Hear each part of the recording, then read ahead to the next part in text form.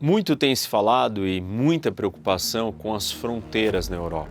A Europa está se sentindo ameaçada, o avanço da Rússia na Ucrânia, as discussões da OTAN giram em torno de como proteger as suas fronteiras. E o tema de hoje eu quero falar um pouco de alguns dos recursos para essa proteção de fronteira.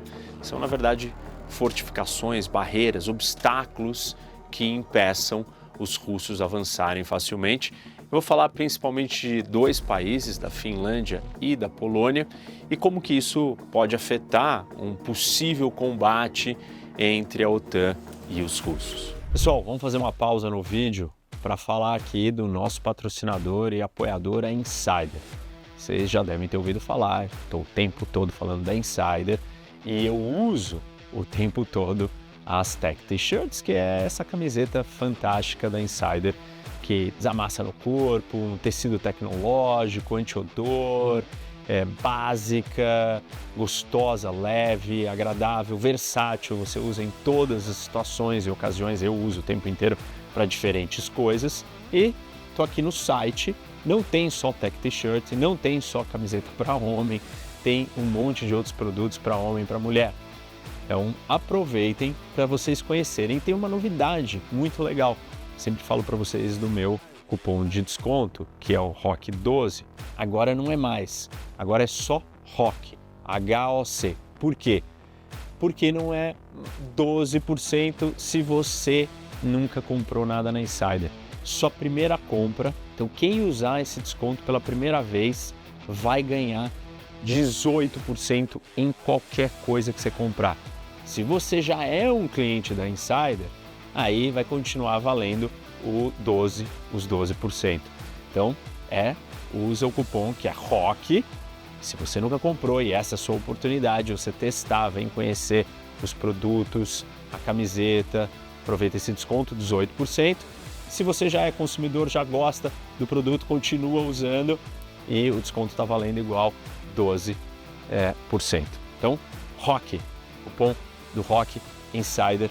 Vamos voltar para o vídeo. A Polônia anunciou que está construindo fortificações gigantescas ao longo da sua fronteira com a Bielorrússia e a Rússia. Até agora, a Polônia já investiu 2,5 bilhões de dólares na construções de fortificações com obstáculos, até a criação de florestas inteiras e outras maneiras de conter ou criar alguma barreira com os seus vizinhos. A iniciativa da Polônia, ela levanta um ponto importante. Esses obstáculos, essas barreiras de fronteira, elas podem desacelerar o avanço do inimigo, liberar as suas tropas para não estarem ali na frente combatendo, já que tem outros obstáculos para segurar o inimigo de avançar e, obviamente, salvar vidas dos seus soldados. Ou seja, esse tipo de ferramenta, essa estratégia, ela deve ser usada por todos os países da OTAN que têm a sua fronteira correndo risco. Alguns países, eles têm mais fortificações, mais obstáculos naturais, e a geografia deu isso para eles.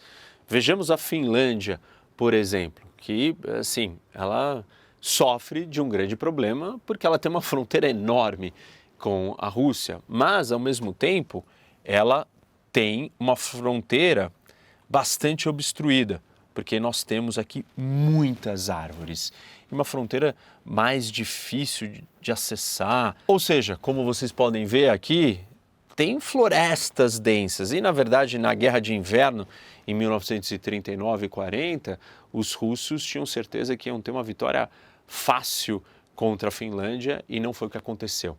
E parte do resultado e da maneira como os finlandeses conseguiram resistir foi a forma como eles usaram essas florestas para se proteger e para impedir o avanço dos russos. Mas só essas fronteiras, ou barreiras naturais não são suficientes. E os finlandeses começaram a construir várias fortificações. E eles têm um histórico de construir, de ser bons nessa proteção e fortificação, seja na defesa costeira ou de bases aéreas em terra.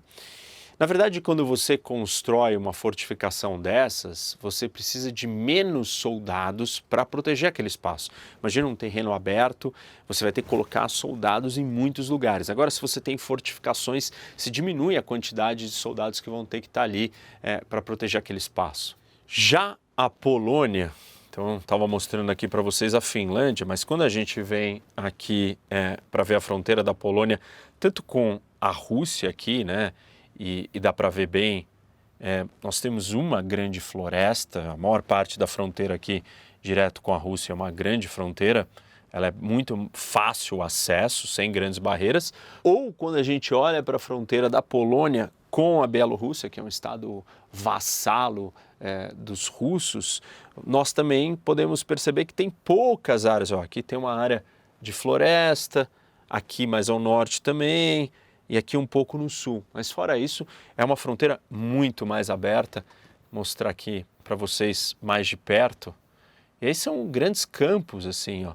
Esse daqui é o lado polonês. Então, são fronteiras mais abertas. Essa abertura das fronteiras ficou evidente em 2021, quando o Lukashenko, que é o ditador da Bielorrússia, decidiu usar a imigração como uma arma. E aí ele enviou milhares de imigrantes, tanto para a Polônia como os países bálticos.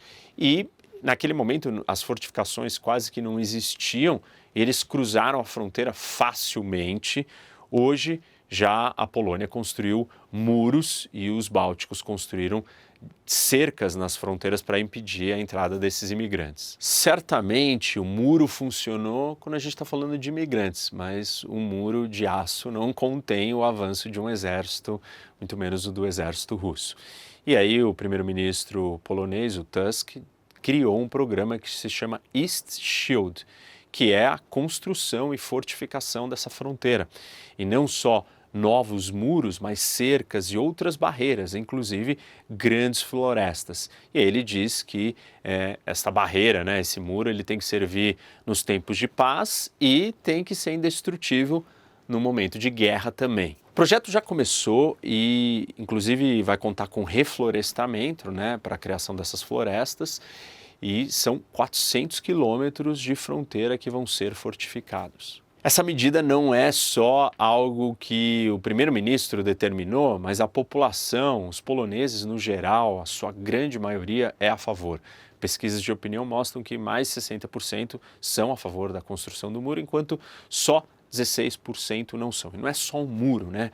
São bunkers, fortificações e as florestas, como eu mencionei. Não custa lembrar, como eu citei para vocês no caso da Finlândia, que ela já lidou com a questão das fortificações das florestas, né, na Guerra do Inverno. A Polônia também já sofreu demais e principalmente em casos mais recentes na história, como na Segunda Guerra. E aí tanto a Alemanha nazista quanto a União Soviética assinaram aquele famoso acordo Ribbentrop-Molotov, no qual eles tinham um acordo de paz, mas acabaram os dois lados invadindo a Polônia, cada um pegando um pedaço do país, e os poloneses sofreram muito com as invasões e atrocidades que foram cometidas. Então eles têm um histórico vivo na sua memória do que pode ser não estar protegidos de fronteira dos seus vizinhos, principalmente vizinhos agressivos. Voltando então para o presente e olhando em perspectiva, né, comparando o quanto que a Polônia tem de dinheiro para gastar em defesa, o nível da ameaça e o tipo de benefício que ela pode ter com essas fortificações, a gente olha para o orçamento de defesa da Polônia, são 29 bilhões de dólares, 4% do seu PIB. E se essas fortificações estão custando um pouco mais de 2,5 bilhões de dólares, isso dá menos de 10% do orçamento total de defesa. Menos de 10% sendo gasto com bunkers, fortificações, reflorestamento, tudo isso para impedir o avanço do inimigo, conter que ele chegue, é um dinheiro muito bem gasto, bastante preciso, eficaz, diríamos assim, né? Porque é um obstáculo real que vai estar ali. Caso aconteça, esse dinheiro não é um experimento, são coisas tangíveis que estão ali na fronteira impedindo o avanço dos russos. Em teoria, uma fronteira fortificada, ela vai dar aos poloneses um maior tempo de resposta no caso de um ataque surpresa. O ataque avança de surpresa, mas ele vai enfrentar obstáculos, dá tempo dos poloneses se reorganizarem. E em termos de defesa, você ter essas fortificações também facilitam a sua posição de defesa. É mais difícil de te retirar daquele lugar. Você consegue resistir o avanço do inimigo com maior facilidade. Tanto contra ataques terrestres, mas se ela for bem feita, bem fortificada, ela também resiste até ataques aéreos baixos e com paraquedistas, por exemplo. Nós temos um exemplo recente muito claro disso, que é a guerra da Ucrânia, né? Dos dois lados, do lado da Ucrânia e do lado da Rússia, posições de defesa muito bem consolidadas são capazes de atrasar o avanço do inimigo e fazer com que ele se perca, se desintegre, se fragmente, e aí sim você pode vir para um contra-ataque melhor. Os russos fizeram isso ainda melhor na contraofensiva ucraniana, com fortificações mais consolidadas, como a gente viu recentemente. Então, bunkers, cercas, campos minados, tudo isso são os mesmos obstáculos que eu estou falando aqui para vocês que a Polônia está gastando dinheiro. Voltando para a Finlândia, as fortificações finlandesas certamente são um ponto de força nas suas forças armadas. E os finlandeses, eles usam muito bem isso.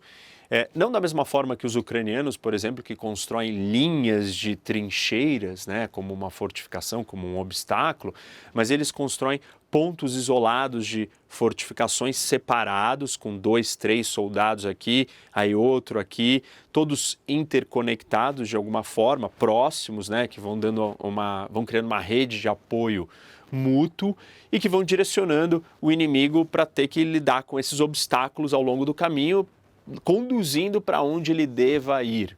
Mas é uma estrutura diferente de fortificações, mas é uma estrutura muito bem preparada, muito bem qualificada, e as tropas finlandesas treinam constantemente dentro dessa realidade. Em resumo, como a ameaça russa é a artilharia pesada e os drones, esse tipo de fortificação ele oferece uma proteção muito maior para os soldados que estariam expostos a esse fogo aéreo. Os planos da Polônia e essas boas experiências e práticas da Finlândia, elas sugerem que os outros países da OTAN que fazem fronteira com os russos estejam preocupados, né, com uma Rússia cada vez mais agressiva e devam adotar essas práticas de defesa e proteção. E assim, antigamente isso já existia, né? Durante a Guerra Fria, essa fronteira ela só não estava localizada ali, mas ela estava localizada aqui entre a Alemanha Ocidental e Oriental. E nesse lugar, que era o encontro da OTAN com o Pacto de Varsóvia, a fronteira era muito fortificada, altamente com obstáculos, preparada para não ser uma passagem fácil. É óbvio que com o fim da Guerra Fria, tudo isso acabou e a integração também da Europa foi diminuindo as fronteiras. E alguns desses lugares hoje têm que lidar com uma nova realidade, que é uma Rússia agressiva de novo. Claro, estou falando aqui dessa estratégia como um possível obstáculo, mas isso não é a salvação ou a solução total da segurança. É apenas isso, é uma barreira a mais para você conter o avanço do seu inimigo. Essas fortificações e obstáculos, então, elas precisam ser complementadas com outras operações de defesa e militares. Se você coloca só uma vala, um muro, uma cerca ou um campo minado, e você fica passivo de longe esperando, o que o inimigo faz? Ele vai ter tempo para ir lá, destruir o muro, cobrir a vala, retirar as minas. Então, você precisa complementar essas fortificações com o uso contínuo de artilharia. Ele não pode ter tempo para ficar trabalhando ali, mas ele tem que estar sofrendo um ataque constante, né? Ele tem que estar sob fogo para não conseguir trabalhar ali com o tempo. Outro fator é que não adianta nada construir tudo isso se não for integrado e pensado como parte de uma grande estratégia. Porque imagina que você fortifica um lado, um campo ali, mas você não combinou isso com o seu aliado, que em alguma instância ou em alguma situação pode vir te defender e não sabe que aquilo está minado, ou se aquele campo está minado, ou se existe aquela fortificação, vai impedir a chegada dele para te ajudar. A integração com vários países, entre vários países, porque estamos falando aqui da OTAN, de uma aliança militar, é absolutamente necessária na construção dessas fortificações.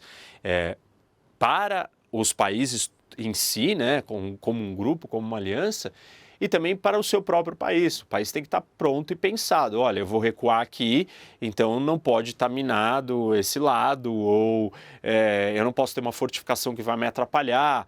Enfim, a fortificação não é só construir algo de qualquer jeito. Um outro ponto para se preocupar, que na verdade assim parece meio óbvio, né, é quem vai estar dentro dessas fortificações. E a resposta automática é o exército, as forças armadas.